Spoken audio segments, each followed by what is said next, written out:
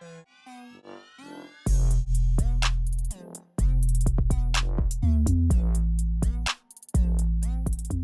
this video, we're going to be taking a look at an Atwood machine problem. And most of these problems typically ask for the acceleration of one of the masses or the system, and then also the force of tension. And obviously, there's some other variables that could potentially be solved for based on the type of question given. But those are the two that we're going to focus on. Now, I already have some pre-written formulas as to how to find the acceleration and the force of tension. But we want to make sure that you understand where these are coming from, or you're just mindlessly plugging in numbers and then getting values out. So we have the big mass, the red one of 5 kilograms, the little mass, the orange one of 2 kilograms. So the large red M is representative of the big mass, and then the little orange M is representative of the smaller mass. So if we want to find the acceleration, we could easily just do plugging in some numbers and say that we have the big mass minus the little mass times g, which is 9.8, and then divide that by the sum of the two masses, which is 5 plus 2. And then that would give us 29.4 newtons divided by 7 kilograms. And then our acceleration for the entire system is 4.2 meters per second squared. So as I said, anyone could easily plug in those values, get the acceleration, and they don't necessarily know where those, why those values are arranged, how they're arranged. So let's go back and take a look at the setup, analyze the forces, and then see where this formula is coming from. So we have the force of gravity down on the 5 kilogram object. We have the force of tension pulling it upwards. And then for FG, our 2 kilogram, we have an FG as well. So we'll call it FG2. And then we also have an FT on it. So both of them look pretty similar.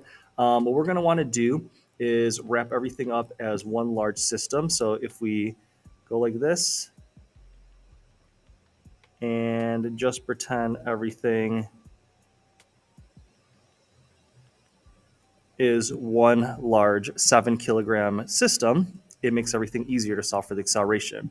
The second thing you want to do is distinguish between or differentiate between the positive and negative direction. So obviously we know the 5 kilogram mass is going to be the winner, pulling on this force of tension over here, or pulling on this rope and causing a force of tension. So we'll say this direction is positive. Anything that's flowing in this direction is going to be positive.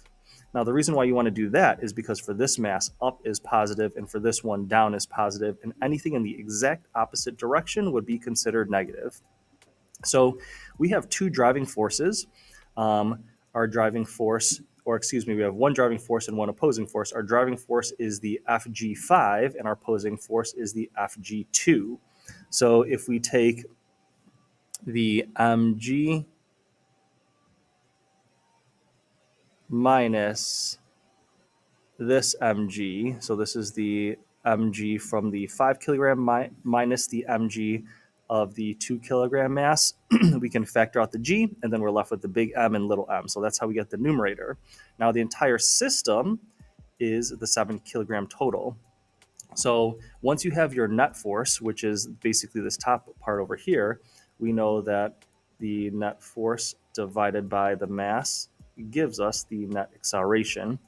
So the mass of the entire system is the sum of these two. That's how you get your denominator, and then that's why you set it equal to 8.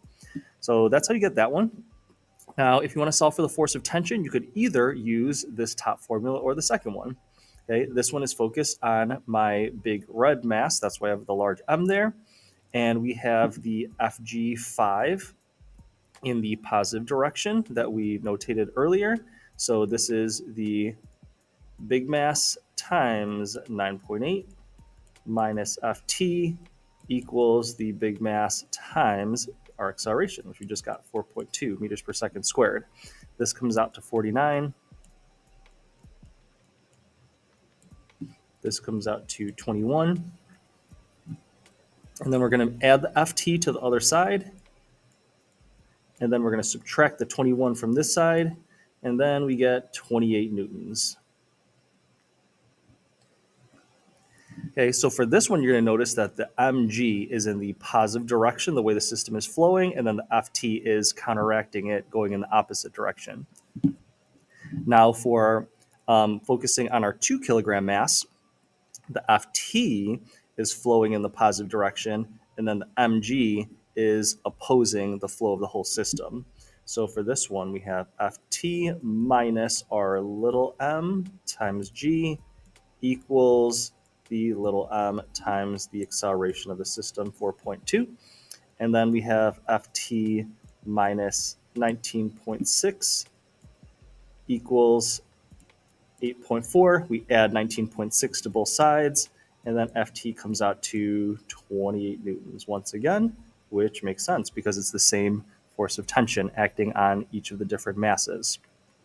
So feel free to use the 3 formulas written on the screen originally, but make sure you understand the concepts behind them of where they're coming from. And then you can easily solve for the acceleration and force of tension. So I hope that was helpful to you. Thank you for watching and listening.